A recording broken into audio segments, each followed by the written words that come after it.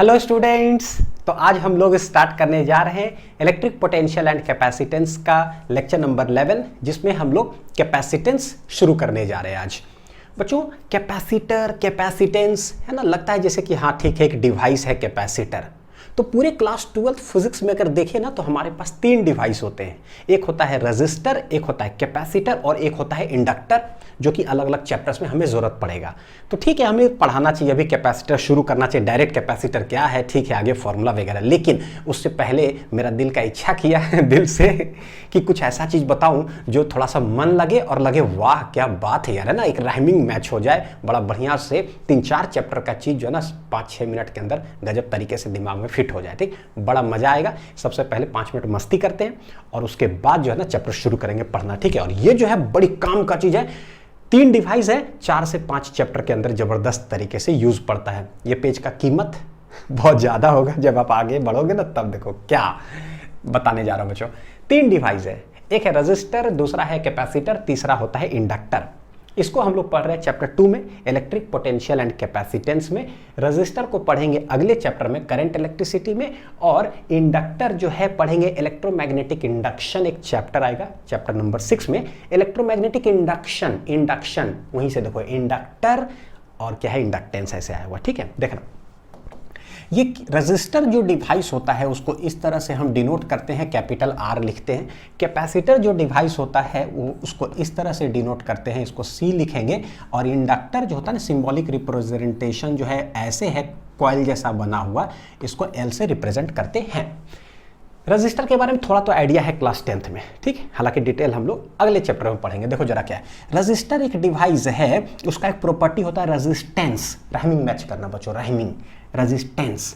बोलोगे सर यहाँ पर सब कुछ समझ में आ जाएगा? नहीं, ये सिर्फ और सिर्फ आपको तेज बनाने के लिए, दिमाग में अलग पिक्चर बनाने के लिए बता रहा हूँ। ठीक है, पढ़ेंगे हम लोग अगला पेज से। ठीक, हाँ चलिए, बहुत जरूरी, नहीं तो क्या ना कुछ चीज़ समझ में नहीं आएगा तो बोलो सर समझ में नहीं आया। समझा नहीं रहा हूँ बच्चों, बस लिखवा रहा हूँ इस पेज में। ठीक है, कीमत आगे समझ में आएगा धीरे धीरे। तो रजिस्टर का एक प्रॉपर्टी होता है रेजिस्टेंस, कैपेसिटर का एक प्रॉपर्टी हो जाएगा कैपेसिटेंस, और इंडक्टर का एक प्रॉपर्टी हो जाएगा इंडक्टेंस। टेंस है ना, राइमिंग मैच किया। तो ये R, ये C, ये हो गया L। देखो विराट कोहली है ना, पता है उनका कौन सा टीम है? Royal Challengers Bangalore. देख लो जरा, ठीक ठाक है, IPL चल भी रहा है। रॉयल चैलेंजर्स बैंगलोर, L से लोर ऐसे याद कर लो, ठीक है, बैंगलोर। तो रॉयल चैलेंजर्स बैंगलोर है भाई। ये डिवाइस कैसा है? Energy dissipated in the form of heat and light. Register पता है, चाहे बल्ब जलाओ चाहे पंखा चलाओ, पता है कि है ना, अगर जलेगा तो भाई बिजली बिल आएगा, है ना। जैसे ऑन हुआ, बल्ब ऑन कर दिए, बिजली बिल मेरा आ रहा है, एनर्जी देखो बर्बाद हो रहा है। हीट गर्म हो गया, और लाइट में क्या हो रहा है? बर्बाद हो रहा है। पंखा चला तो देखो गर्म होगा ठीक, तो ये चीज़ है। तो ये सब ऐसा डिवाइस है जिसको ऑन करते हैं ना, इसमें करंट पास करता है, भैया मेरा बिजली बिल आता है। एनर्जी क्या करता है? खर्चा होता है in the form of heat and light. ठीक है, ये दोनों कैसा डिवाइस है? ये दोनों एनर्जी खर्चा नहीं करता, बर्बाद नहीं करता, ये दोनों एनर्जी स्टोर करता है। तो 3 डिवाइस में कंपैरिजन समझ में आ रहा है? ये स्टोर, ये स्टोर। इसको पढ़ते हैं इलेक्ट्रोस्टैटिक्स में, उसको पढ़ेंगे मैग्नेटिज्म में, इलेक्ट्रोमैग्नेटिक इंडक्शन उधर। तो भैया ये एनर्जी स्टोर करता है इलेक्ट्रिक फील्ड में, तो वो एनर्जी स्टोर क्या चीज में करेगा? मैग्नेटिक फील्ड में। बड़ा बढ़िया। इलेक्ट्रिक फील्ड को हम लोग डिनोट करते हैं E से, और मैग्नेटिक फील्ड को डिनोट करते हैं क्या चीज से? B से। सही है। अब देखो नेक्स्ट चीज बतलाता हूँ, लिख लीजिए इतना दूर तक। एक पेज में ना सिर्फ यही लिखिएगा और कुछ मत लिखिएगा, जो चीज बता रहा हूं इसमें। नेक्स्ट सेकंड पॉइंट, देखो रजिस्टर जैसे हम पढ़े हैं ना, तो थोड़ा हमें आइडिया है। ओम्स लॉ हम लोग पढ़ते हैं, V directly proportional to I होता है। प्रोपोर्शनलिटी हटाते हैं, एक कांस्टेंट लगाते हैं, जिसको हम लोग बोलते हैं क्या? रेजिस्टेंस। क्या बोलते हैं? रेजिस्टेंस, जो कि हो जाता है R बराबर हो जाएगा V/I। ठीक है, V/I। उसी तरह से यहाँ पर देखो क्या है? कैपेसिटेंस है ना, कुछ ना कुछ प्रोपोर्शनलिटी होगा, फिर हटेगा। देखो यहाँ होता है Q directly proportional to V, charge और वोल्टेज। बताऊंगा बहुत अच्छे तरीके से, रोटी खाएंगे मेरा पेट भरेगा अभी सब कुछ ऐसे पढ़ाने वाला हूँ। तो Q इक्वल टू यहाँ से प्रोपोर्शनलिटी हटा, एक कांस्टेंट लगा जिसको बोलते हैं कैपेसिटेंस। तो ये हो गया मेरा कैपेसिटेंस। तो C बराबर क्या आएगा? Q/V। C क्या आने वाला है? Q/V हो जाएगा। उसी तरह से यहाँ पर भी एक कोई प्रोपोर्शनलिटी होता है, phi. Magnetic flux, electric flux नहीं, magnetic flux directly proportional to क्या हो जाता है? करंट के। तो फाई प्रोपोर्शनलिटी हटाएंगे, एक कांस्टेंट लग जाता है, उसको हम लोग बोलते हैं इंडक्टेंस L। क्या बोलते हैं, इंडक्टेंस। तो L बराबर आएगा क्या, कितना मैग्नेटिक फ्लक्स है डिवाइडेड बाई करंट। देखो आपको बहुत अच्छा तो जरूर लग रहा होगा कि अच्छा वो ऐसे है, ये तो पता है, वो आज पढ़ने वाले को चैप्टर 6 में, वाह तीनों एक साथ जैसा है। और कभी भी फिजिक्स के अंदर कभी भी कोई बटे कोई चीज आ जाए और वो एक कांस्टेंट हो तो आपको समझ में आता है बच्चों, 5 कलम का दाम कितना होता है, 20 रुपया होता है ना। तो 1 कलम का दाम कितना होता है बताओ जरा, 20/5 और ये है रुपया। और पता है कि 1 कलम का दाम, इसको जब काटेंगे ना तो कुछ सॉल्व होकर के आता है, कितना आएगा, 4 रुपये, यानी कि 20/5। देखो क्या है, समथिंग बटे समथिंग, ये क्या है भाई, ये कांस्टेंट चीज है, 1 कलम का दाम है, ये भी कुछ बटे कुछ 1 कलम का दाम है, ये भी कुछ बटे कुछ कांस्टेंट है, 1 कलम का दाम है।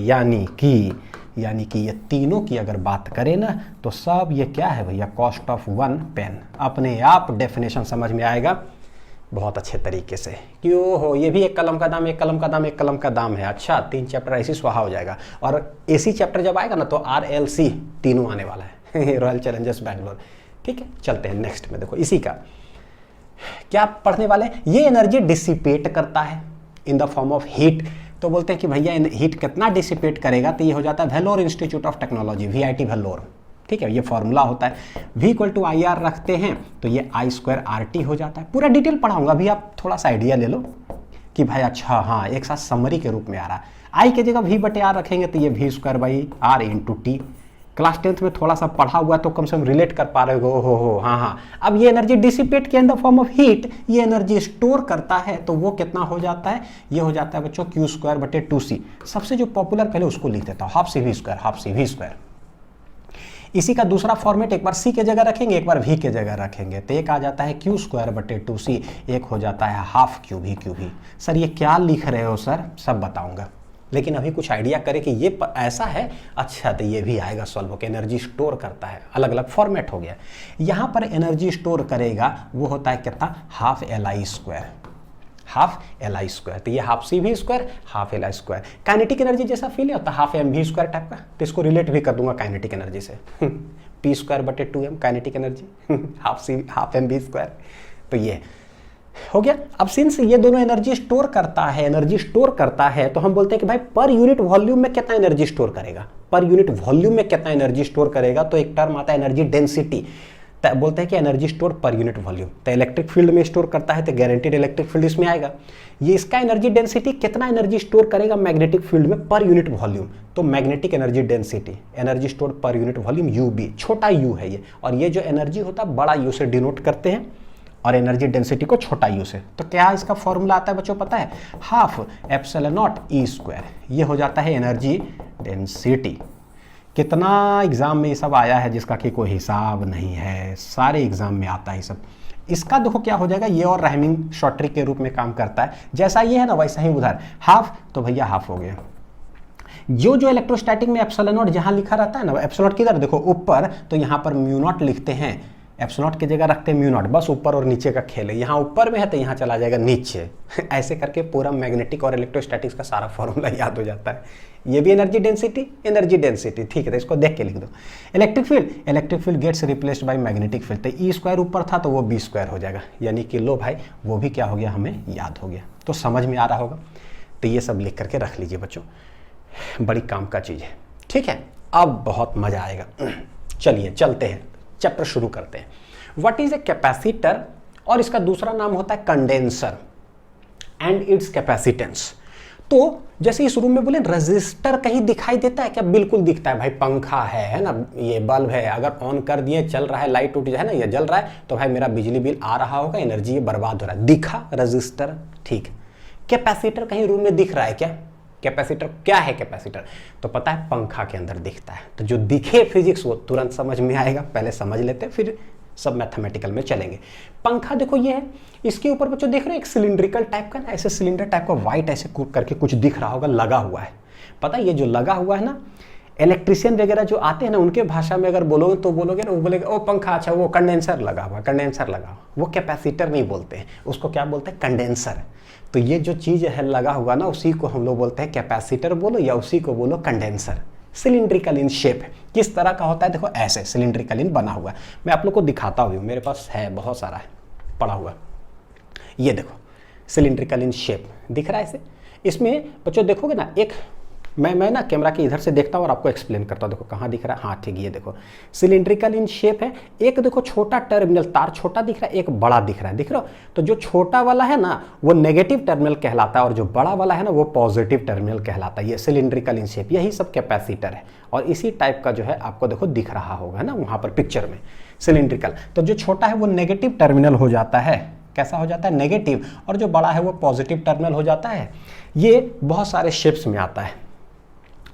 3 तरह के कैपेसिटर होते हैं, थोड़ा थोड़ा आइडिया लगा लो फिर बताता हूँ क्या। एक सिलिंड्रिकल इन शेप है, पैरेलल प्लेट टाइप का होता है। एक स्फेरिकल कैपेसिटर होता है, हर में एक पॉजिटिव नेगेटिव टर्मिनल ऐसे करके। अच्छा, तो सिलिंड्रिकल इन शेप है। एक देख रहे हो इस तरह से, किस तरह से बना हुआ बच्चों, चपटा टाइप का ना, फ्लैट टाइप का कुछ है, वो भी दिखाता हूँ। ये देखो जरा, एकदम छोटा सा है ये देखो, दिखे क्या, मैं कैमरा में दिखाता हूँ, ठीक है। ये देखो, थोड़ा जूम हो जाओ अच्छा से।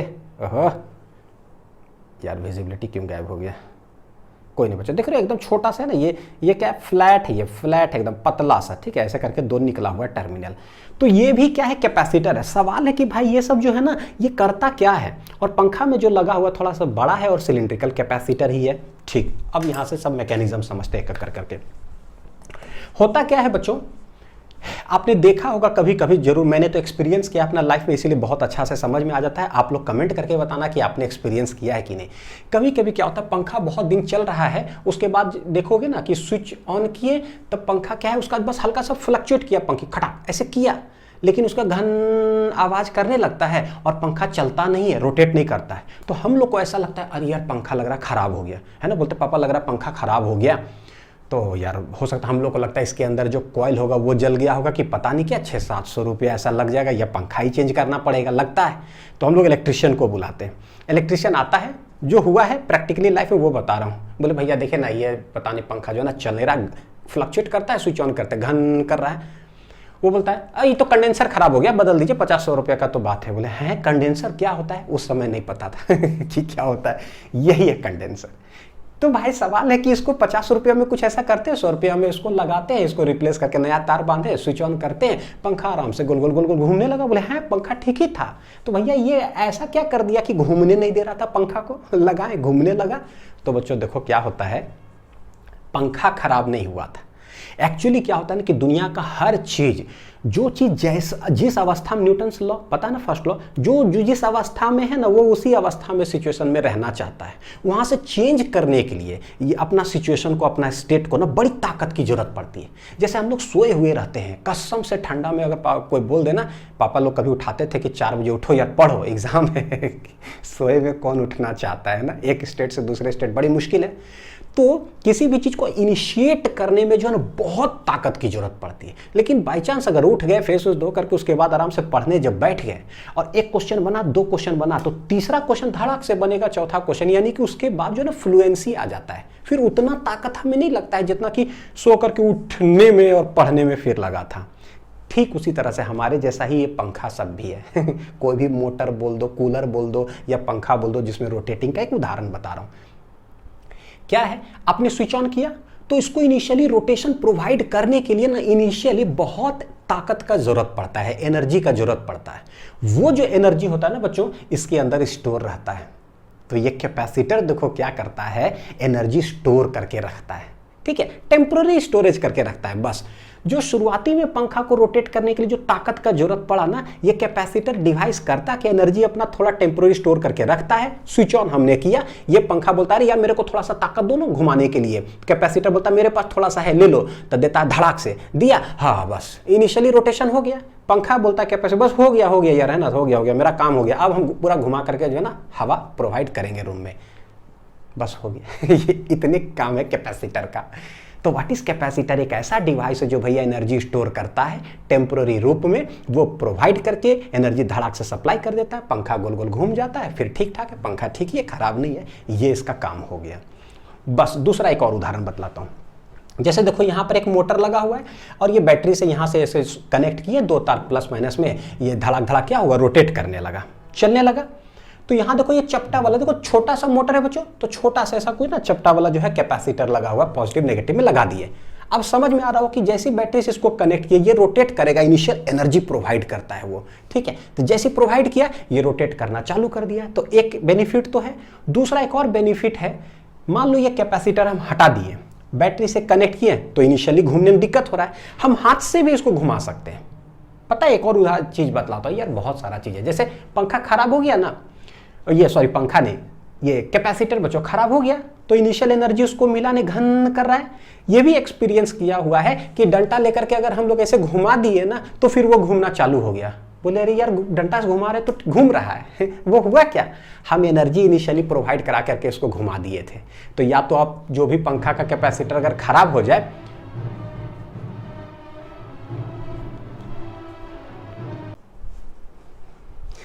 हेलो बच्चों, तो अभी आपने देखा होगा कि जैसे पढ़ा रहा था मैं, तो देखा होगा ना साउंड उसमें आया भी होगा कि धीरिम धीरिम धीरिम धीरिम धीरिम पूरा जो है बैंड बाजा बाराती बजने लगा, तो फिर गया सब, है ना।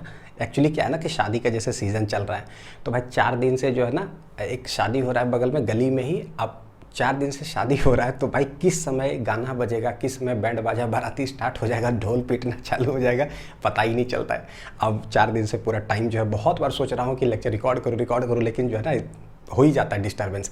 इतना मौका निकाल करके देखे सब सिचुएशन ठीक है, गली में सब ठीक ठाक है ना, चलो यार रिकॉर्ड कर लेते हैं जल्दी से।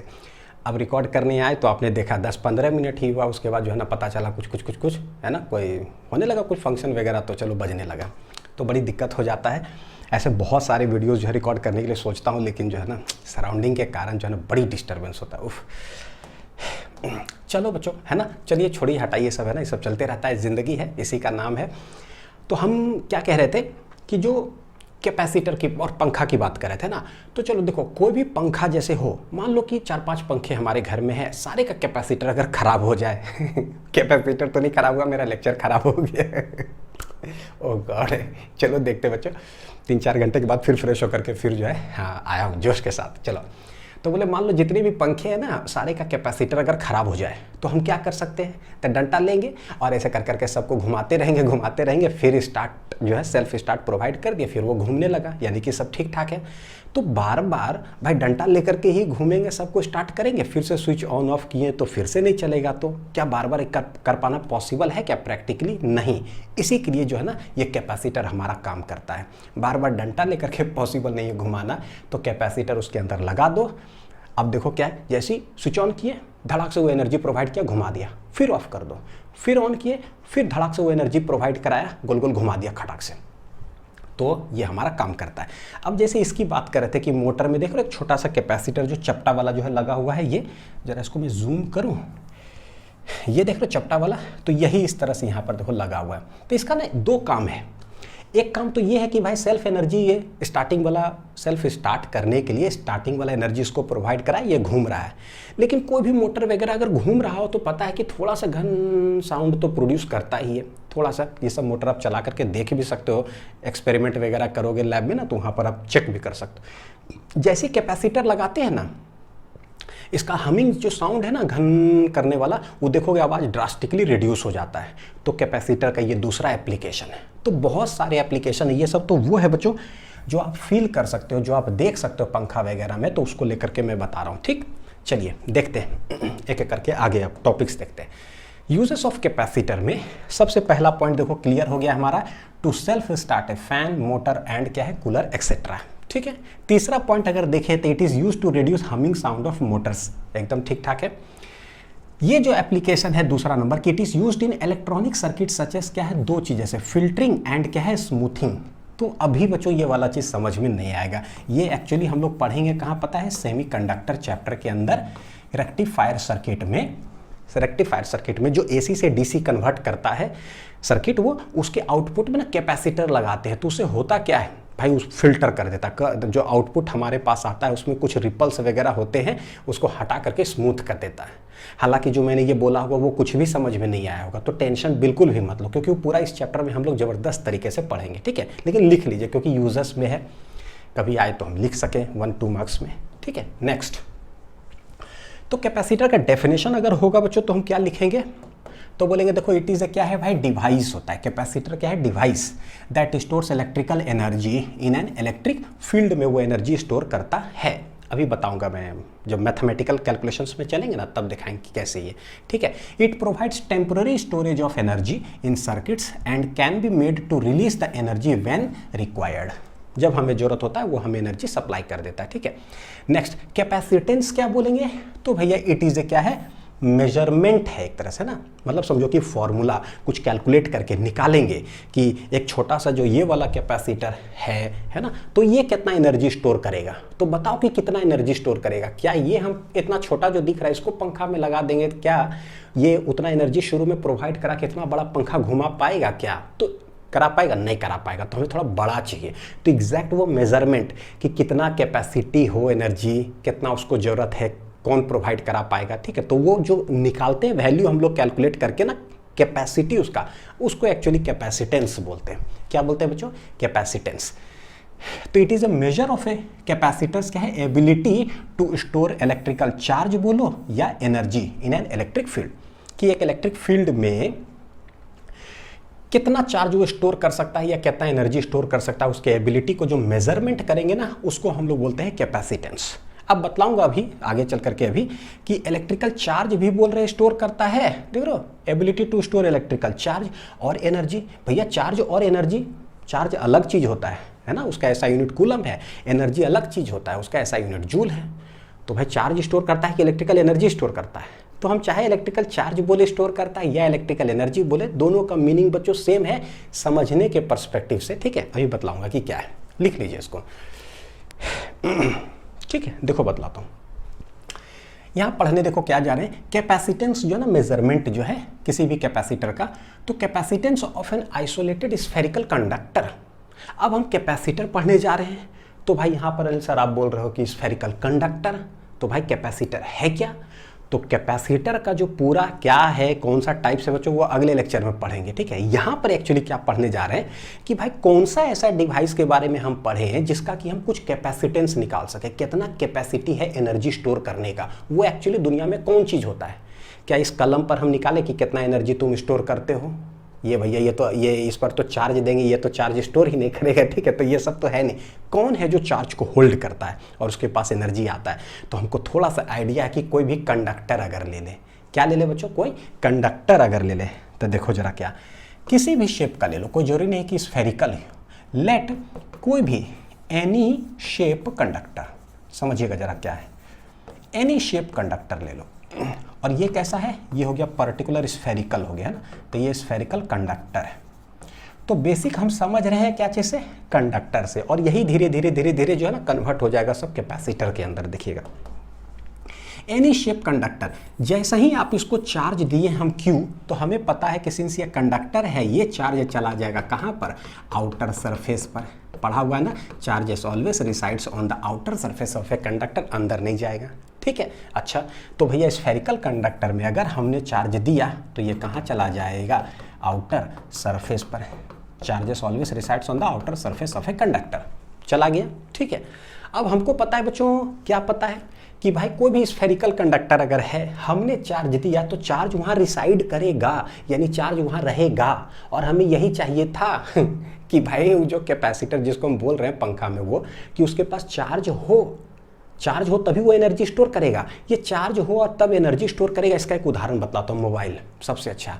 मोबाइल मेरा मान लो डिस्चार्ज है, स्विच ऑफ हो गया, तो हम बोलेंगे एनर्जी, बताओ मेरे मोबाइल में कितना ताकत है कि हम यूट्यूब वीडियो देख सकते हैं, गाना सुन सकते हैं, सब कुछ, कितना ताकत है, कुछ नहीं भाई, स्विच ऑफ है तो काहे का ताकत, कुछ नहीं कर सकते हो आप। लेकिन जैसे हम चार्ज करते हैं, देखिएगा वर्ड्स में, ठीक है, मैं चार्ज करता हूँ, तक चार्ज करने का मतलब क्या हुआ, उसमें चार्ज सप्लाई कर रहे हैं सप्लाई कर रहे हैं उसके बैटरी में, ठीक है।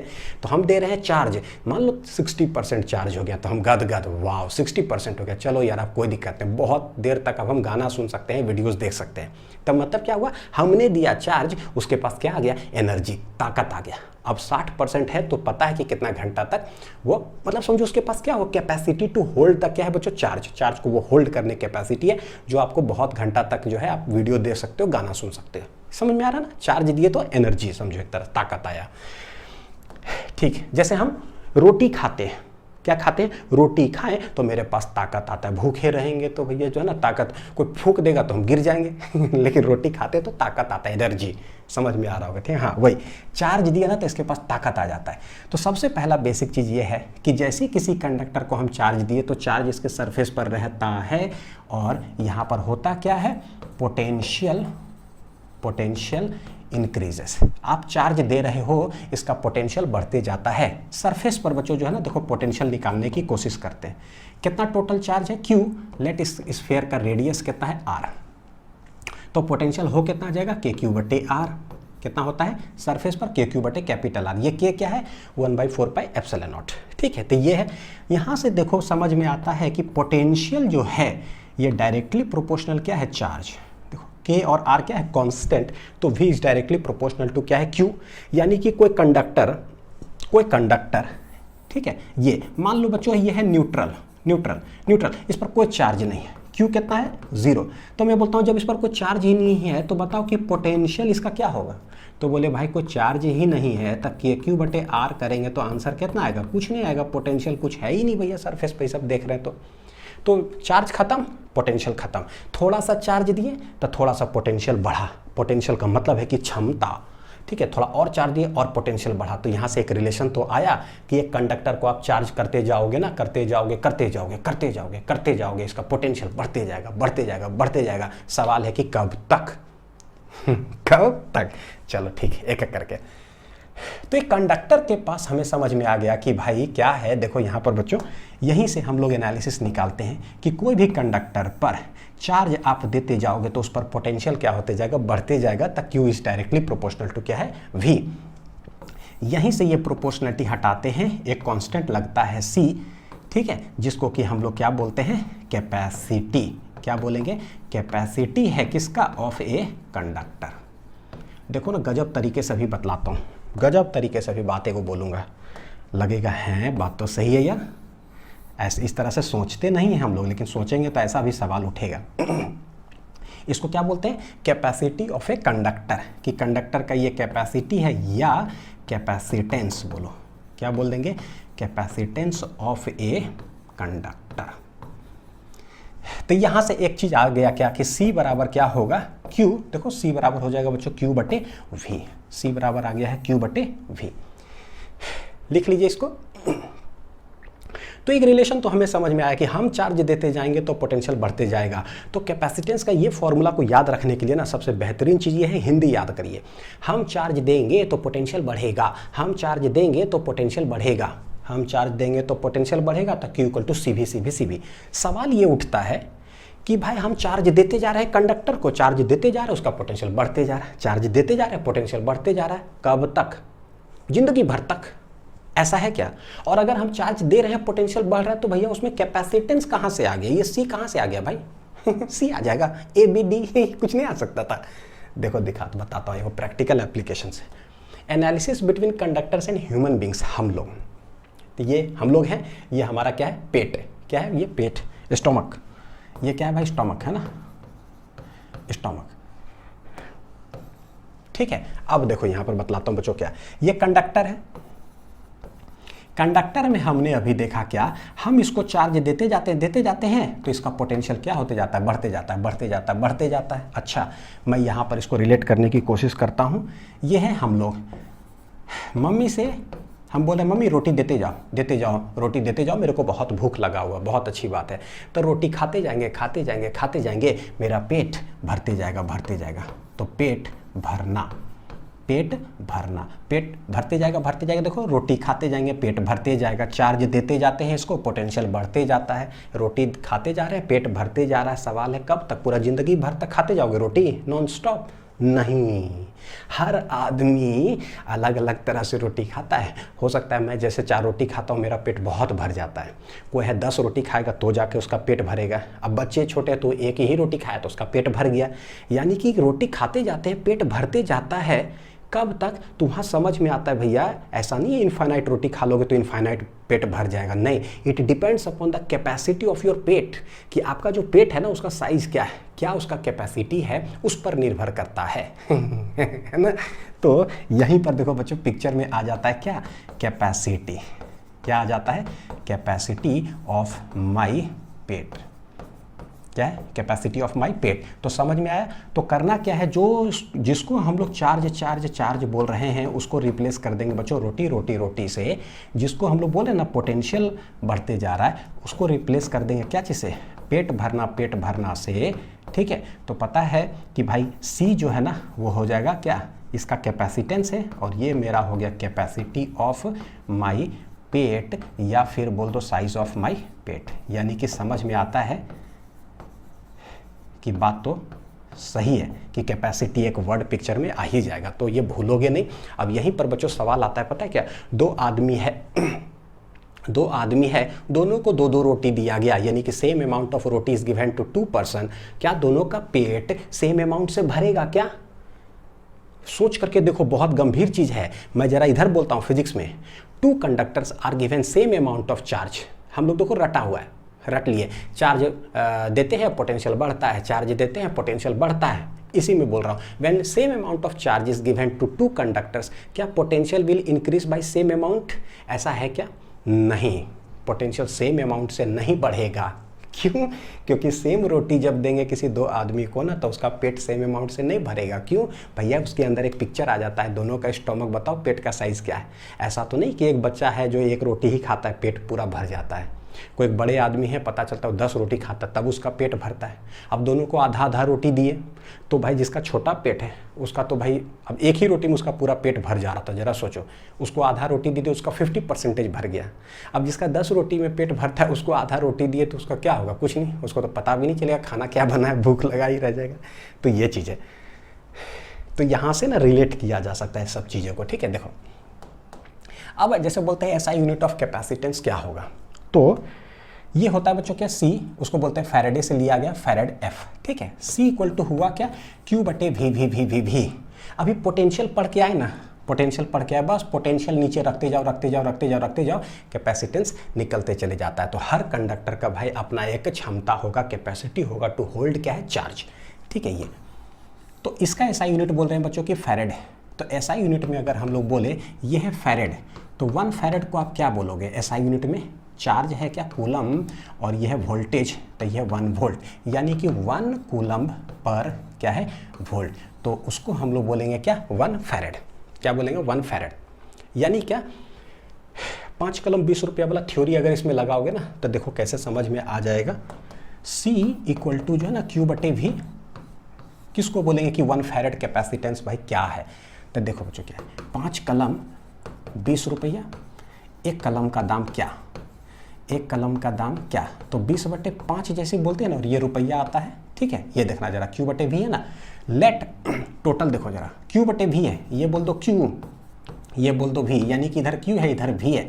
तो बोलते हैं क्या? लेट अगर हम 5 वोल्ट अगर बढ़ाना चाहते हैं किसी भी कंडक्टर पर, हम 5 वोल्ट बढ़ाना चाहते हैं, तो मान लो कि कितना चार्ज दोगे? चार्ज तो देना पड़ेगा। मान लो हम 20 कूलम ऑफ चार्ज देते हैं, 20 कूलम हम चार्ज देते हैं तो 5 वोल्ट पोटेंशियल बढ़ जाता है। फिजिक्स उससे चलता ही नहीं है। फिजिक्स चलता है कि भैया 1 वोल्ट अगर बढ़ाना हो ना तो आपको कितना चार्ज देना पड़ेगा वो बताओ। तो बोलेंगे 20/5 कूलम देना पड़ेगा। और यही जो 20/5 है कूलम, ये कूलम है बच्चों। ठीक है, क्या कहलाता है? कैपेसिटेंस। क्या कहला जाता है? कैपेसिटेंस।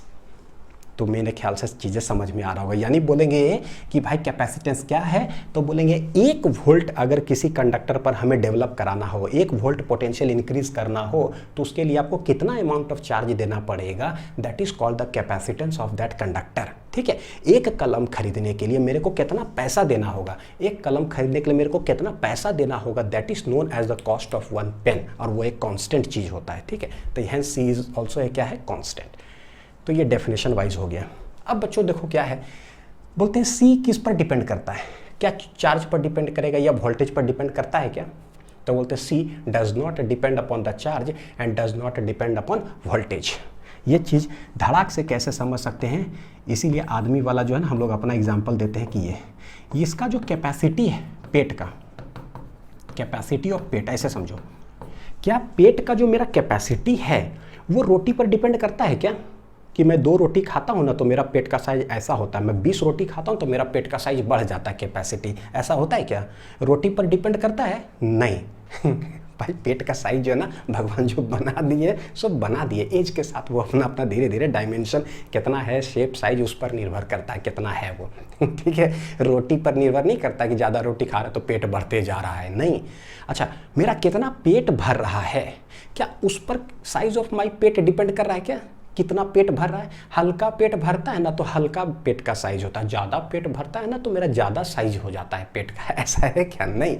यानी कैपेसिटी ऑफ पेट जो होता है डू नॉट डिपेंड, क्या है, डू नॉट डिपेंड ऑन, क्या बोलते हैं बच्चों, रोटी और पेट भरना, क्या है, पेट भरना। बड़ी छोटा छोटा चीज़ बोलता है ना कि पढ़ ही रहे फिजिक्स तो थोड़ा अलग तरीके से पढ़ते हैं तो फिर मज़ा आएगा। कैपेसिटी ऑफ पेट do not depend upon roti and पेट भरना, hence capacity of a conductor do not depend upon charge या पोटेंशियल। तो भैया डिपेंड किस पे करेगा, जो उसका शेप साइज और डायमेंशन या ज्योमेट्री है किसी कंडक्टर का ना, वही उसका कैपेसिटी हो जाता है। आप चार्ज बहुत देते चले जा रहे हो, इनफाइनाइट चार्ज दे दिए तो इनफाइनाइट उसका कैपेसिटी नहीं हो सकता है ना। तो ये समझ में आ गया बढ़िया से। तो ये बड़ी इंपॉर्टेंट पॉइंट है, ये अगला भी लेक्चर में यूज होने जा रहा है। Capacitance do not depend upon charge and voltage. ऐसा नहीं है बच्चों बोल देंगे कि C is directly proportional to Q, अच्छा तो Q बढ़ाते जाएंगे तो ये बढ़ते जाएगा, इन्वर्सली प्रोपोर्शनल टू वोल्टेज, अच्छा वोल्टेज बढ़ाएंगे कैपेसिटेंस घटेगा, नहीं, गलत हो जाएगा सब ये, ठीक। तो उसको समझने के लिए यहाँ पर ये capacitance do not depend upon charge and voltage. तो भाई वो डिपेंड किस पे करता है, किस पे, तो ये चीज़ देखो, it depends upon the dimensions and geometry of the, क्या है, कैपेसिटर। यानी जो डिवाइस है ना उसके डायमेंशंस, उसके ज्योमेट्री पर डिपेंड करता है कि उसका क्या कैपेसिटी होगा। सच एस क्या है, एरिया ऑफ द प्लेट्स। आगे के लेक्चर्स में पढ़ेंगे कि मान लो पैरेलल प्लेट कैपेसिटर है तो कितना एरिया है, कि दोनों के बीच में कितना डिस्टेंस है ना, शेप साइज डायमेंशंस हो गया। डिस्टेंस देखो, ये distance between the plates and the type of dielectric material used between the plates, इसके बीच में कौन सा मीडियम यूज कर रहे हो उस पर भी निर्भर करता है। तो तीन चीज़ है। अभी तो ये चीज़ें समझ में नहीं आएगा कि सर डाइलेक्ट्रिक डाल दिए तो क्या हो जाएगा, तो उस पर पर्टिकुलरली एक डेडिकेटेड लेक्चर ही हम लोग करेंगे कि डाइलेक्ट्रिक डाल देंगे तो क्या होगा, ठीक है। तो इसको लेकिन लिख लो, अभी लिख लिए। जब जैसे स्क्रीन से हट जाता हूँ ना बच्चों, वीडियो को रोक करके आराम से लिख लिया करो, ठीक है। चलिए नेक्स्ट आते हैं।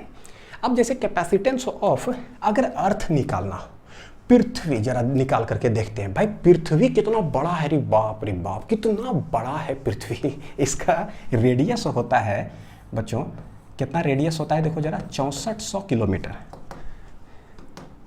रेडियस बच्चों कितना है, रेडियस होता है पृथ्वी का 6400 क्या है, किलोमीटर, ठीक है। अच्छा, एक चीज़ बच्चों पीछे निकालना था, पीछे एक चीज़ मेरे को निकालना था, पहले वहाँ पर कैलकुलेट तो कर लो। एक्चुअली एग्जांपल आप लोग को बताया लेकिन उसके आगे मैं कैलकुलेट करके नहीं बताया कि क्या है। ये जो कैपेसिटेंस आया Q/V आया ना, कैपेसिटेंस Q/V।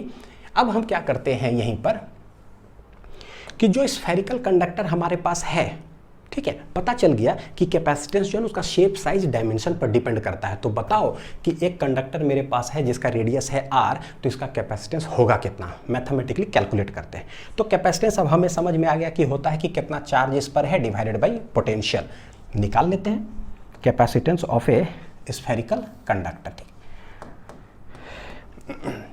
तो ये देखो रेडियस कितना है, लेट इट बी r, हमने इस पर चार्ज कितना दिया, q, तो जो चार्ज देंगे कंडक्टर के आउटर सरफेसेस पे चला गया, ठीक है।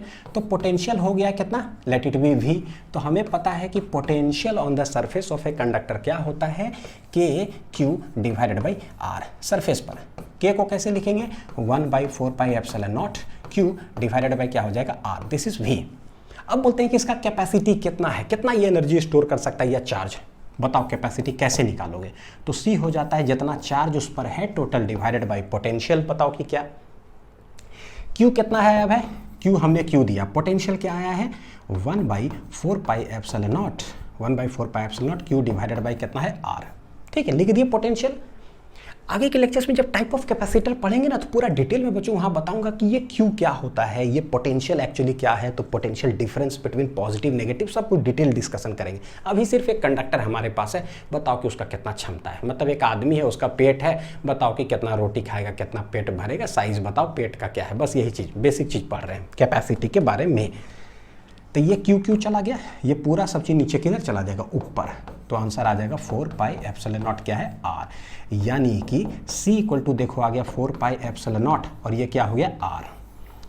देख रहे हो, कैपेसिटेंस जो है बेसिकली ना चार्ज पे डिपेंड करता है ना वोल्टेज पे। जब सब कुछ रखते हैं तो इसका अंदरूनी आता है कि एक स्फेरिकल अगर कंडक्टर हो तो उसका रेडियस बताओ कि क्या है, बस जो रेडियस है रख दो, उसका वैल्यू सी आपको यहाँ पर कैलकुलेट हो जाएगा। ठीक है, अच्छा 1/4 पाई एप्सिलॉन नॉट बच्चों, इसका वैल्यू हम लोग जानते होता है 9 × 10⁻, कितना होता है 9। तो जब भी हमें 4 पाई एप्सिलॉन नॉट का जरूरत पड़ेगा तो क्या करेंगे, पलट दो, क्या करो पलट दो, तो ये आंसर आ जाएगा 1/9 × 10⁻, क्या हो जाएगा 9। मतलब न्यूमेरिकल्स में हम ये यूज़ करेंगे। ठीक है, तो ये हो गया capacitance of A spherical conductor. अब जो अर्थ का निकाल रहे थे कि भाई कैपेसिटेंस ऑफ पृथ्वी का बताओ, तो पृथ्वी का रेडियस होता है 6400 किलोमीटर। ठीक है, जरा निकाल के देखते हैं कि एक स्फेरिकल कंडक्टर है, पृथ्वी को हम मानते हैं, उस पर अगर चार्ज दिए तो कितना उसका कैपेसिटी होगा, जरा बताओ। तो भाई कैपेसिटी तो अब समझ में आ गया, सिर्फ रेडियस पर डिपेंड करता है स्फेरिकल का। तो ये 4 पाई एप्सिलॉन नॉट कितना हो जाएगा, आर 4 पाई एप्सिलॉन नॉट बच्चों क्या लिखोगे, 1/9 × 10⁻, कितना है 9 इंटू रेडियस 6400, तो 6400 हो गया, और किलोमीटर, 1 किलोमीटर में 1000 मीटर, यानी कि 10⁻³ मीटर। तो ये हो गया, सारी चीज़ अगर ऐसा यूनिट में हम लोग रख दिए तो ये क्या आ जाएगा, फैरेड, यानी कि एफ डायरेक्टली दो, समझ में आ जाएगा, है ना, फैरेड हो गया। काट छाट करें तो ये 3 2 5, तो भाई 3 4 5 चला गया, तो यहाँ पर बचेगा कितना 4। तो ऊपर में है 64/9, नीचे 10⁻⁴, ऊपर चला गया 10⁻, कितना हो जाएगा -4 फैरेड। ये कैपेसिटेंस आया है। ठीक, इसको थोड़ा सा अरेंज करता हूँ। देखो 9 7 63, तो 1 64 10, तब 9 का 9, फिर 1 9 का 9, 7.11 × 10⁻, कितना है -4 फैरेड। ठीक है, थोड़ा सा और अरेंज करते हैं। देखो 1 फैरेड बच्चों बहुत ज़्यादा होता है, 1 फैरेड जो होता है ना वो बहुत ज़्यादा होता है, जैसे C = Q/V। 1 फैरेड अगर बोल रहे हैं तो भाई 1 कूलम ऑफ चार्ज देना पड़ेगा। 1 कूलम चार्ज, हम लोग इलेक्ट्रोस्टैटिक्स में पहला ही चैप्टर में इलेक्ट्रिक चार्जेस एंड फील्ड में पढ़े कि 1 कूलम चार्ज बहुत खतरनाक, बहुत बड़ा अमाउंट ऑफ चार्ज होता है, बहुत बड़ा। तो 1 फैरेड बहुत बड़ा होगा। इसीलिए ना जनरली देखोगे फैरेड वैरेड जो है ना आंसर कभी आता नहीं है, हम लोग छोटा छोटा यूनिट्स यूज़ करते हैं। क्या, माइक्रो फैरेड, तो बोलेंगे पिको फैरेड। माइक्रो फैरेड कितना हो जाएगा, 10⁻⁻6 फैरेड।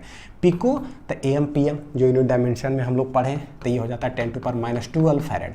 कभी नैनो फैरेड होगा तो 10⁻, कितना होता है -9 फैरेड। तो इस रूप में जो है ना सवाल में दिया रहेगा, प्रैक्टिकली सब यही में होता है क्योंकि 1 फैरेड बहुत बड़ा होता है। ठीक, देखोगे अभी समझ में आएगा। इसको भी कहीं लिख लो, ये पिको फैरेड है। तो जरा यहाँ पर देखे करके, देखो 2 डेसिमल आगे करेंगे, डेसिमल 711, यहाँ डेसिमल आगे घसकाए तो यहाँ कम कर दो, 2 डेसिमल आगे किए तो 2 कम मतलब -4 -2, इधर कम करो तो यहाँ बढ़ा दो, इधर ज़्यादा करो तो इधर कम कर दो। ये एक ट्रिक के रूप में याद रख सकते हो। तो ये हो गया 711 × 10⁻, कितना आएगा 4 2 6, तो -6 फैरेड। ये हो गया। यूनिट डायमेंशन में भी जो है ना थोड़ा सा कैलकुलेशंस को लेकर बहुत सारा चीज़ जिक्र की है बच्चों, लेकिन समझ में आ रहा होगा ना। या इसको हटा दो तो 711/100, ये ऊपर चला गया तो -2, तो 10⁻⁻6 फैरेड। यानी क्या, 10⁻⁻6 मतलब माइक्रो, यानी कि हम लोग लिख क्या सकते हैं कि कैपेसिटेंस ऑफ अर्थ जो है वो है 711, क्या है भाई, माइक्रो फैरेड है। अब जरा सोचो जरा सोचो, पृथ्वी कितना बड़ा है भाई, 6400 किलोमीटर रेडियस का उतना बड़ा पृथ्वी के पास जो कैपेसिटी है वो है 711, वो भी माइक्रो फैरेड है। माइक्रो मतलब 10⁻⁻6 भाई। तो 1 फैरेड के लिए कितना कितना पृथ्वी चाहिए, 10⁻6 ऐसा कुछ उतना। बाप रे बाप, समझ में आ गया कि भाई 1 फैरेड जो है ना बहुत बड़ा होता है। ठीक है, तो ये हो गया। यानी कि अगर कोई छोटा रेडियस का अगर कहीं कुछ दिखाई दिया ना, कोई कंडक्टर है, बोलेगा 3 सेंटीमीटर रेडियस है, तो समझ लेना कि क्या है, 6400 किलोमीटर रेडियस का तो 711 माइक्रो फैरेड है। तो भैया 3 सेंटीमीटर 6 सेंटीमीटर का क्या होगा कुछ नहीं होगा। ठीक, कैपेसिटी क्या होगा, बहुत कम। तो ये जो कंडक्टर्स वगैरह सब होता है, हम लोग जो देखते हैं कि छोटा कोई कंडक्टर, बताओ इसका कितना कैपेसिटी, भैया बहुत कम है। नेक्स्ट देखो बच्चों, energy stored in an isolated conductor. अब कोई कंडक्टर है तो हमें पता चल गया कि कंडक्टर पर हम चार्ज देते हैं ना, तो चार्ज वो होल्ड करता है, रखता है, अपने सरफेस पर रखता है, उसका पोटेंशियल बढ़ता है। ठीक है, उसका कुछ ना कुछ कैपेसिटी होता है। ये सारे पैरामीटर्स क्लियर है। तो एनर्जी कितना स्टोर करता है वो बताओ। चार्ज तो क्यू हमने दे दिया, ठीक है, होल्ड किया। एनर्जी बताओ। सवाल है कि एनर्जी आता कहाँ से है, कहाँ से आता है एनर्जी। तो बेसिक जो इलेक्ट्रिक पोटेंशियल में जितना हम लोग पढ़े हैं ना, और अभी जस्ट इलेक्ट्रिक पोटेंशियल का DPP2 सॉल्व करके आए हैं सारे न्यूमेरिकल्स जो कि एक्सटर्नल हमको जब तक वर्क डन नहीं करेंगे ना, तब तक समझो एनर्जी कहीं स्टोर होगा ही नहीं। एनर्जी स्टोर होता कैसे है, बेसिक चीज़ कि भाई जैसे अभी यहाँ पर बच्चों क्या है, कितना चार्ज है, कुछ नहीं है। तो एक चार्ज को लेकर के देख रहे हो, ऐसे लेकर के चल रहे हैं, घूम रहे हैं चार्ज को, इस Q0 को मान लो पकड़ करके, तो भाई हमको कोई धक्का दे ही नहीं रहा है कहीं पर, ना कोई खींच ही रहा, तो हम कोई काम ही नहीं कर रहे हैं। हम कोई काम ही नहीं कर रहे तो कहीं एनर्जी स्टोर ही नहीं होगा। यानी एनर्जी तब स्टोर होगा जब मेरे को कोई धक्का दे मेरे को कोई धक्का दे। तो हम लोग करते क्या है वो देखो जरा, बोलते हैं कि लेट, ये जो कंडक्टर है, देखिए कैसे इसको करें, लेट इनिशियली जो है, let initially on conductor charge जो है ना Q है 0, कुछ नहीं है। सिंस चार्ज अगर 0 है तो पोटेंशियल भी कितना होगा, 0। और कैपेसिटी, अब हमको समझ में आ गया कि कोई भी कंडक्टर है तो भैया उसका कैपेसिटी जो है ना चार्ज ना वोल्टेज कुछ पे डिपेंड नहीं करता, उसका कुछ रेडियस है, क्या है, तो उसका कुछ ना कुछ कैपेसिटी होगा। कुछ रेडियस है इसका, है, तो भैया कैपेसिटी होगा, तो हो गया कैपेसिटी। ठीक, अब देखो एक हैबिट डेवलप कर लो बच्चों, C इक्वल टू क्या होता है, Q बटे जो पोटेंशियल चैप्टर पढ़ के आए हैं, उसके बाद देखो नाम क्या है चैप्टर का, इलेक्ट्रिक पोटेंशियल एंड कैपेसिटेंस। जितने पोटेंशियल पढ़े ना सबको यहाँ नीचे लिखते जाओ, कैपेसिटेंस का आंसर आते जाएगा। ये ठीक ठाक है। जितने पोटेंशियल लेक्चर्स पढ़े सारे पोटेंशियल को यहाँ उठा के रख देंगे, कैपेसिटेंस निकलते चले जाएगा। तो डायरेक्ट एक हैबिट हो गया, पोटेंशियल जो पढ़े उसको रखेगा नीचे, तब जाके कैपेसिटेंस निकलेगा। ठीक, हमको कैपेसिटेंस के रूप में जो है ना निकालना है एनर्जी स्टोर। तो पोटेंशियल बराबर आप क्या बोलोगे, तो ये हो जाएगा Q/C। देख लो जरा कितना हो जाएगा पोटेंशियल, Q/C। तो अभी चार्ज कितना है, 0, तो बोलेंगे चार्ज है 0, तो देखना जरा होता है Q/C, लेकिन सिंस चार्ज ही 0 है तो इतना बटे इतना करेंगे, आंसर क्या आएगा, 0। यानी कि चार्ज अगर 0 है तो पोटेंशियल भी क्या है भाई, 0। ठीक है, लेट एट एनी इंस्टेंट, किसी भी इंस्टेंट पर चार्ज जो है ना, लेट है कितना, चार्ज कितना है, Q। मतलब चार्ज जो है ना, देखो बच्चों क्या होता है, इन्फिनिटी से पकड़ करके हम, फिजिक्स है, पता है कि कैसे हम चार्ज लाएंगे, dq लाते जाएंगे, देखेंगे कितना काम करते हैं, dw काम करेंगे, निकाल लो टोटल कितना आपने काम किया। जो हम टोटल काम करेंगे वही टोटल एनर्जी के रूप में स्टोर हो जाता है। ठीक है, तो यही काम करें। लेट जो है किसी भी इंस्टेंट पर जो है ना, इस पर चार्ज कितना है, Q। तो इस पर चार्ज कितना है, Q, तो है प्लस प्लस प्लस प्लस, इस तरह से चार्ज इस पर जमा हो गया किसी भी इंस्टेंट पर। तो बताओ कि उसी इंस्टेंट पर पोटेंशियल कितना होगा, ये होता है Q/C। तो Q है तो Q/C हो गया। ठीक है, अब हम क्या करते हैं, let dq amount of charge उठाते हैं, कहाँ से, इन्फिनिटी से। तो एट इन्फिनिटी पर dq अमाउंट ऑफ चार्ज उठाते हैं और इन्फिनिटी से लेकर जो है ना हम इसके सरफेस तक लाएंगे पकड़ करके उस चार्ज को। तो बताओ काम कितना करेंगे, तो ये हो जाएगा dw, small amount of work done by the external, small amount of work done by the external.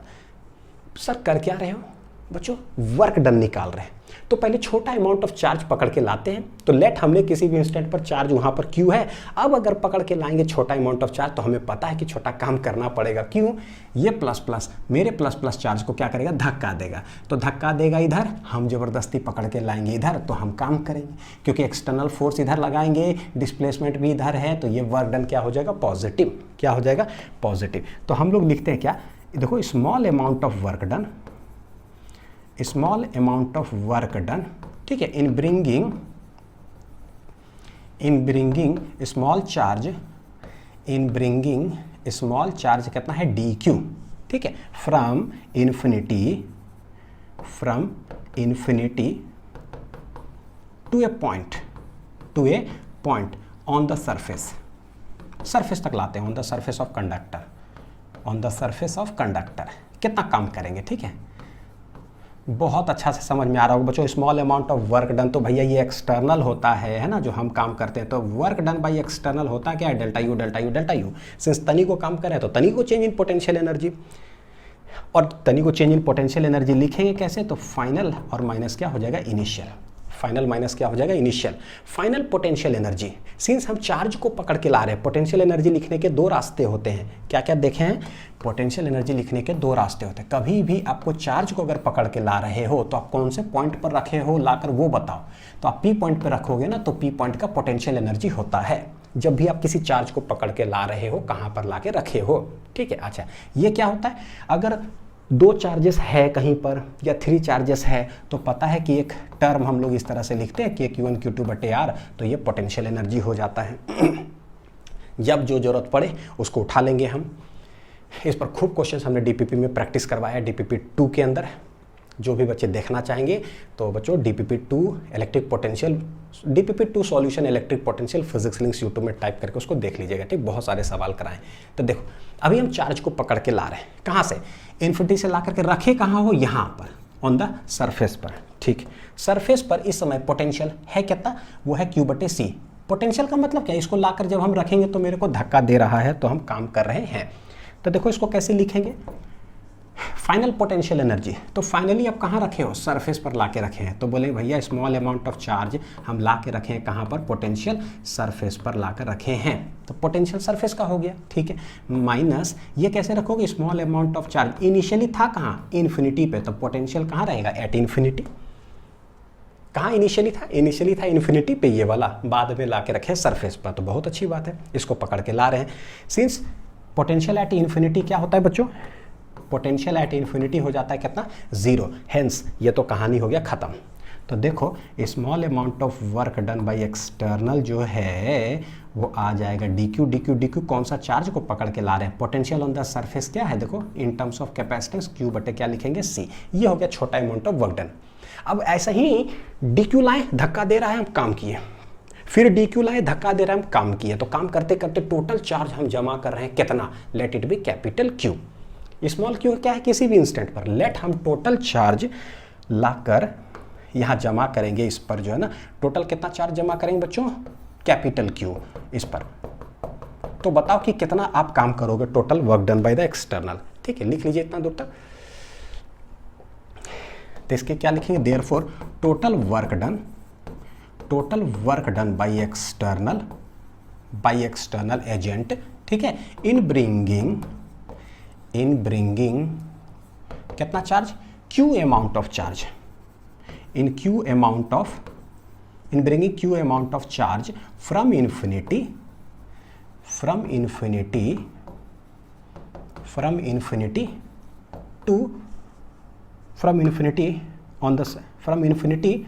To the surface of conductor, ये लाइन जो है ना, ये से समझ में आएगा कि भाई कैसे एनर्जी एक्चुअली स्टोर हो रहा है।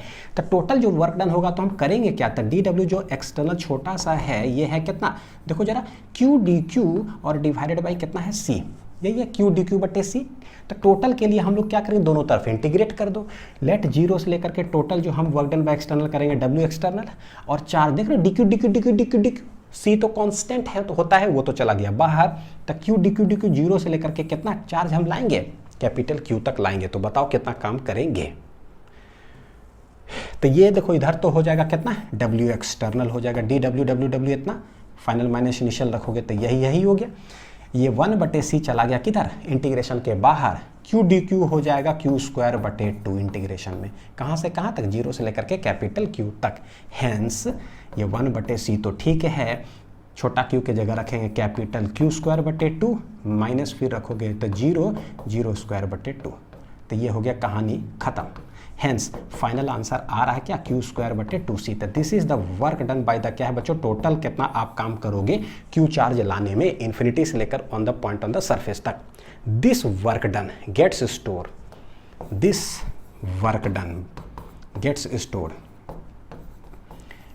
ऑन द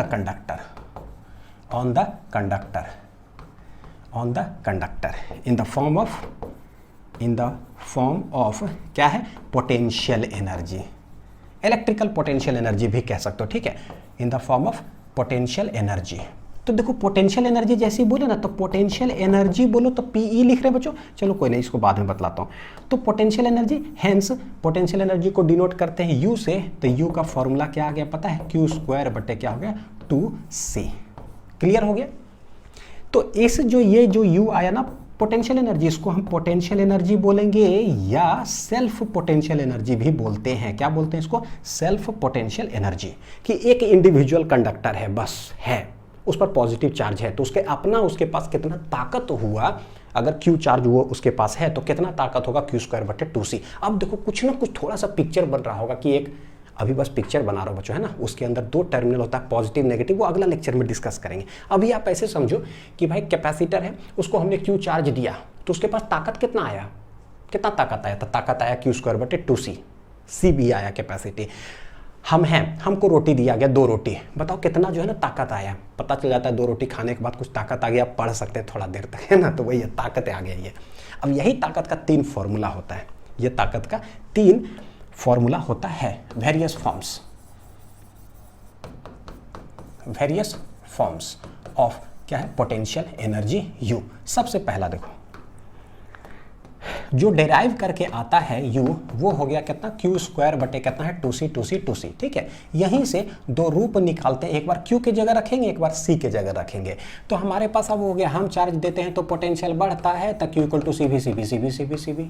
देख लो, कभी फॉर्मूला अगर भूल गए बाई चांस ना कि Q = V/C है, कि C = Q/V है, V = Q/C है, Q C/Q है, सभी कुछ बोल करके कंफ्यूज कर दे, मान लो बोलेंगे जा जो पढ़े थे भूल गए, तो मानिएगा अच्छा हुआ भूल गए। तब जिंदगी भर के लिए क्या है, हम मतलब ऐसे बोलिएगा सीधा, ठीक है, हमको चार्ज देता है तो मेरा पोटेंशियल बढ़ता है, हम रोटी खाते हैं तो मेरा पेट भरता है। ये भूल कैसे कुछ सकता है तो लिख दीजिएगा, हम रोटी खाते पेट भरता है, हैंस कैपेसिटी, तो Q = CV। तो बोले एक बार Q के जगह रखेंगे CV, ठीक है, रख दिए। तो C के जगह एक बार पुट करते हैं, एक बार C के जगह पुट करेंगे, C बराबर क्या हो जाएगा, Q/V। तो रखते हैं यहाँ पर, देखो U बराबर आएगा क्या, तो भाई 1/2c तो है, Q² है Q², तो ये कितना है बच्चों, CV, तो ये CV का क्या हो जाएगा, होल स्क्वायर। तो ऊपर हो गया C²V², नीचे है 2c, C चला गया, देखो क्या बच रहा है, हाफ, C एक बचा और V² है, तो this is the potential energy का एक और फॉर्मूला आ जाता है क्या, हाफ CV², ठीक है। नेक्स्ट C = Q/V, एक बार C के जगह सब्सटीट्यूट करते हैं, तो U आ जाएगा Q² / 2 और C के जगह क्या हो गया, Q/V। देखो जरा क्या आता है, एक Q चला गया, तो ये सबसे जो नीचे V है किधर चला जाएगा, ऊपर, तो ये हाफ, ठीक है, Q भी ऊपर ही है, V भी ऊपर ही है, तो यानी कि एक पोटेंशियल एनर्जी का एक और फॉर्मूला मेरे पास आ गया क्या, हाफ QV। ठीक ठाक है। तो 3 फॉर्मूला हो गया, ये डेरिवेशन से हाफ CV² और हाफ QV। नोट कर लिए। चलिए देखते हैं, जो है ना, देखो बतलाने वाला हूँ बड़ा मस्त चीज़ कि क्लास 11th, ठीक है, और एक है क्लास क्या, 12th। क्लास 11th में हमने काइनेटिक एनर्जी पढ़ा था। काइनेटिक एनर्जी क्या पढ़ा था भैया, ½ mv²/v², ठीक है। ये कुछ ना ट्रिक्स है जो कि दिमाग में रखो, क्या है ये ट्रिक। काइनेटिक एनर्जी होता है ½ mv², और यहाँ पर हम ना कैपेसिटर का पढ़े, एनर्जी क्या है कैपेसिटर का, अभी जस्ट पढ़ के आए। सबसे इंपॉर्टेंट वाला बतला रहा हूँ, पता है क्या, ½ CV², सबसे हाईलाइटेड ये है, ½ CV²। कौन कब यूज करेंगे तो वो डिपेंड करेगा कि C और V दिया हुआ है सवाल में तो CV² यूज करो, Q भी दिया हुआ है तो ½ QV, है ना। उसी तरह से Q और C है तो Q²/2c, दिया क्या है उसके आधार पर हम ये यूज करेंगे, ठीक। इन दोनों को बच्चों अगर पता है, इन दोनों को अगर रिलेट करोगे ना तो एक गजब चीज हो जाता है। क्या हो जाता है, हाफ है, जहां पर मास है ना वहां पर समझो कैपेसिटेंस है, जहां पर V है वहां पर V है, लेकिन ये वेलोसिटी है।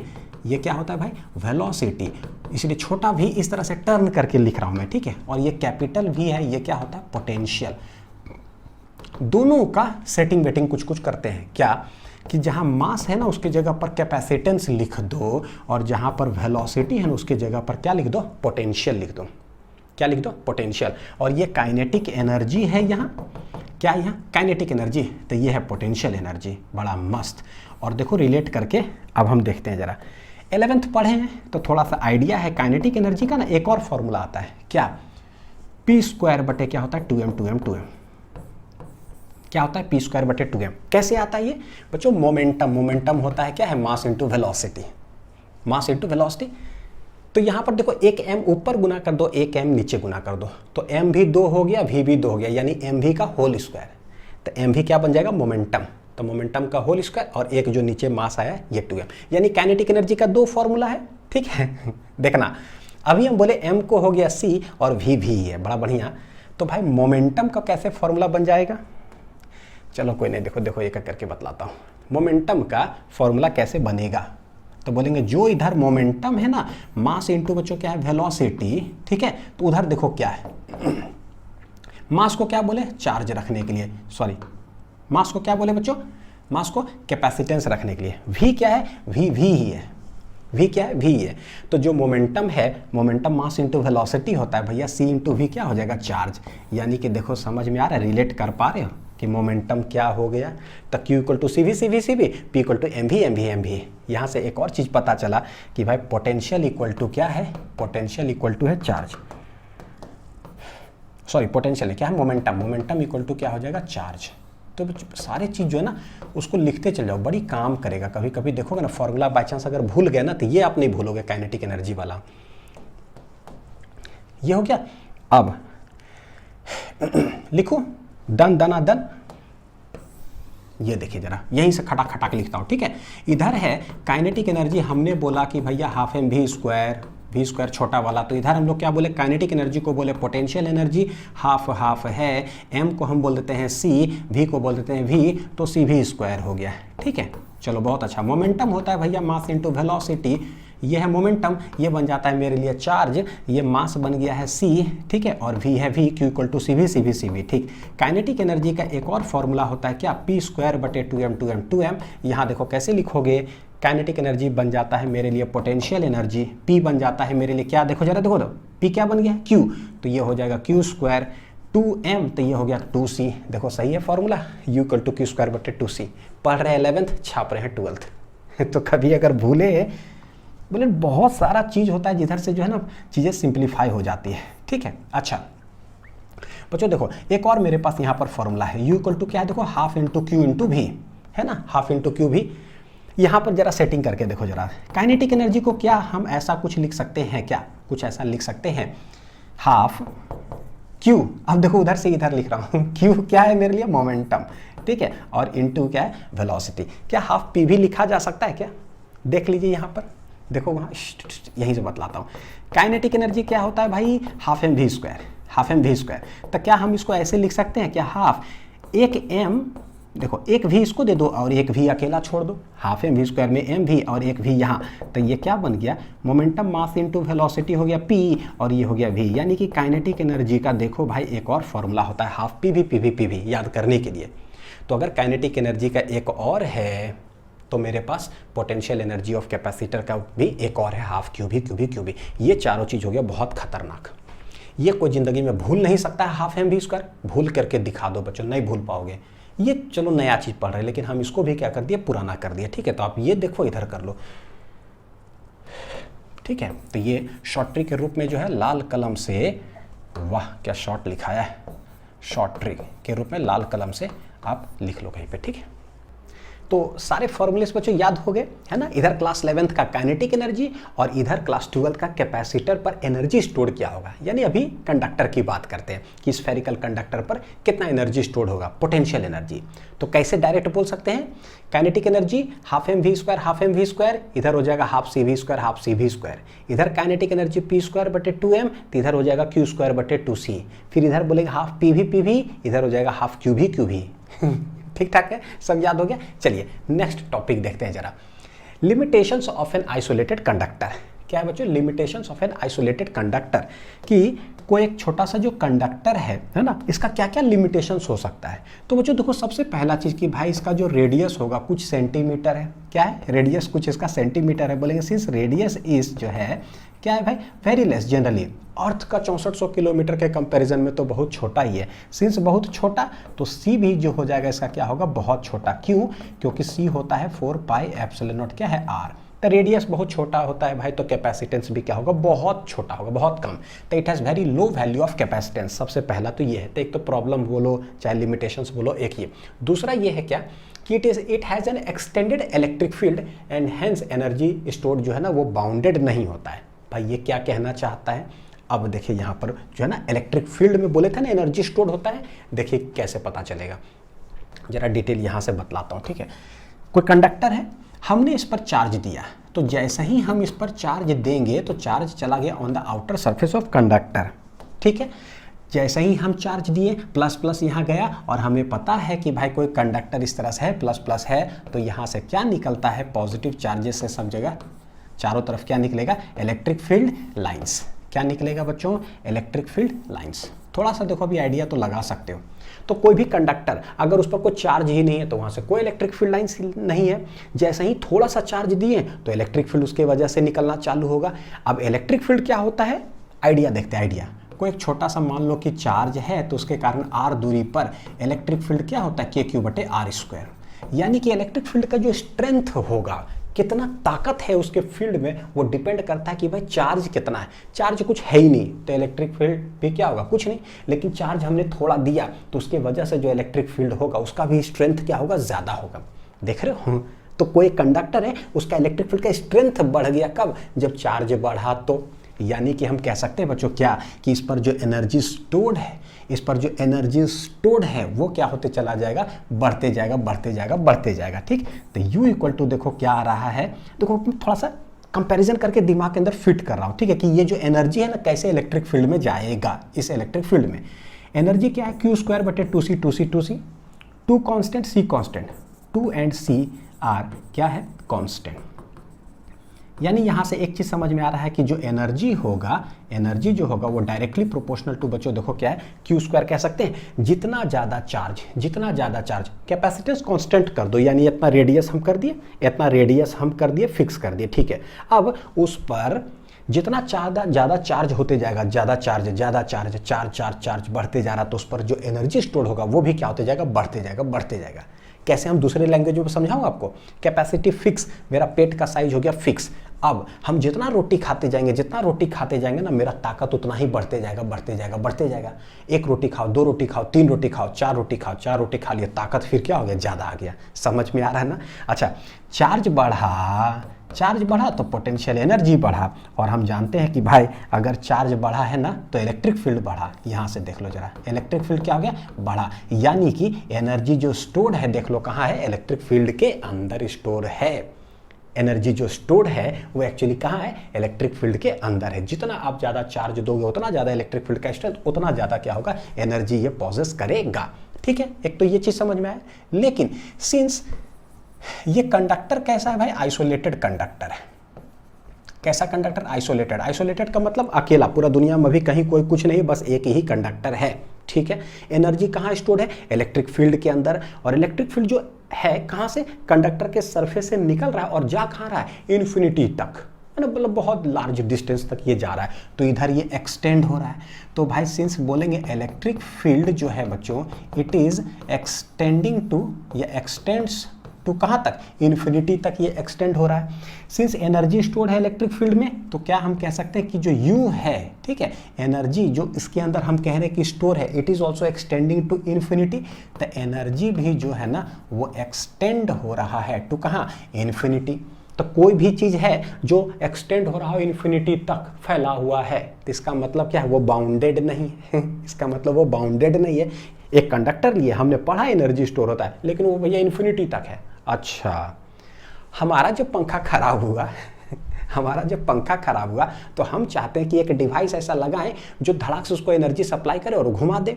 अब ये कंडक्टर कैसा है, बोल रहे हैं एनर्जी है इस पर, यहाँ पर किसी जगह एक जगह बाउंडेड नहीं है इतना रीजन में, ताकि जो है ना हमें जब जरूरत पड़े तो वहाँ से हमें मिल जाए। नहीं, इसका एनर्जी जो है एक्सटेंड कर रहा है इन्फिनिटी तक। तो भाई मेरा पंखा है यहाँ और एनर्जी को एक्सटेंडेड इन्फिनिटी हो, तो हम उसका यूज़ कैसे करेंगे। तो ये हमारे लिए बच्चों क्या हो गया, प्रॉब्लम हो गया। एक्सटेंड टू इन्फिनिटी, हम चाहते हैं कि जो है ना इतना बड़ा सिलिंड्रिकल कैपेसिटर जैसे ये है, तो मेरा एनर्जी इसी के अंदर हो, कन्फाइंड हो, है ना, बाउंडेड हो, ये बाउंडेड बंधा हुआ हो एनर्जी, ताकि हम यूज़ करके पंखा के पास लगा सके। ठीक है, तो ये इसका मतलब हो गया।